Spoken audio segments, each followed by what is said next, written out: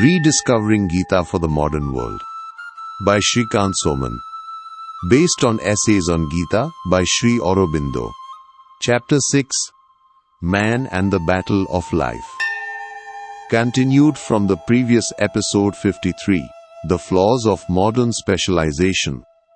Current episode 54, War as a Means of Spiritual Development.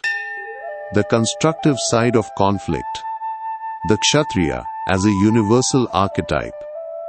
Key takeaways. War as a spiritual tool.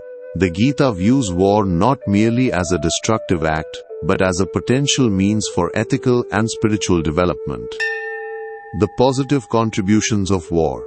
The passage argues that war, when governed by ideals like knighthood, chivalry, or the Kshatriya code, has historically contributed positively to human evolution. The system's eventual obsolescence war system, though useful in the past, may eventually become obsolete. The universal principle of struggle physical war is merely a specific outward manifestation of a broader universal principle of strife that exists in all aspects of life, both inner and outer.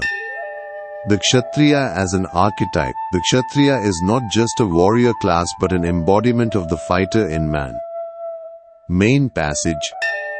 Specific type of war which is meant in Gita.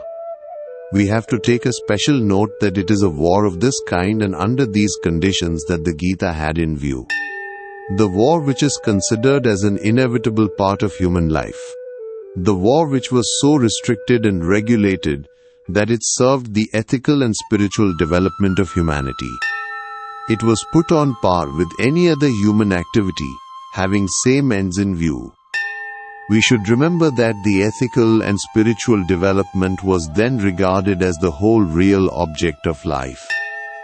In this context, war becomes destructive within certain carefully fixed limits of the external bodily life of individual men, while at the same time it becomes constructive of their inner life and of the ethical elevation of the race. War and an ideal.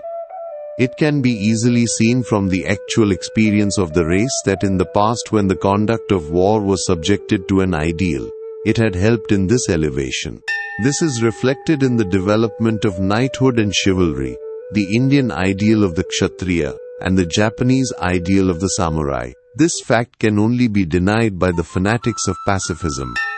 Contribution of war.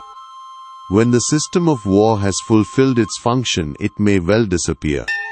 If it still tries to outlive its utility, it will then appear as an unrelieved brutality of violence stripped of its ideal and constructive aspects. It will be rejected by the progressive mind of humanity.